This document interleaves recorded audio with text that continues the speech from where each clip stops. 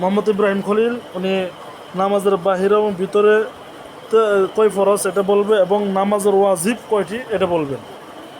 হ্যাঁ বলেন ইনশাল্লাহ। নামাজের বাহিরে এবং ভিতরে 13 ফরজ, নামাজের বাহিরে 7 ফরজ, শরীর পাক কাপড় পাক, নামাজের জায়গা পাক, সতর ঢাকা, কেবলামুখী হওয়া, অক্তমতো নামাজ পড়া, নামাজের নিয়ত করা, নামাজের ওয়াজিব 14টি, নামাজের ভিতরে 6 ফরজ, তাকবীরে তাহরিমা বলা, খাড়া হইয়া নামাজ পড়া, কেরাত করা, রুকু করা, 2 সিজদা করা, আখেরি বৈঠক।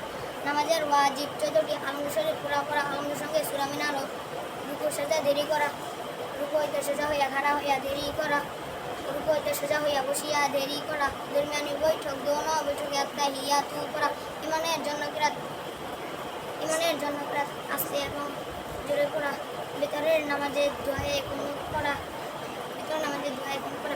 প্রথমে নামাজে 6 তাকবীর বলা, প্রত্যেক ফরজ নামাজের প্রথম 2 রাকাতকে কেরাতের জন্য নির্ধারিত করা, প্রত্যেক নামাজের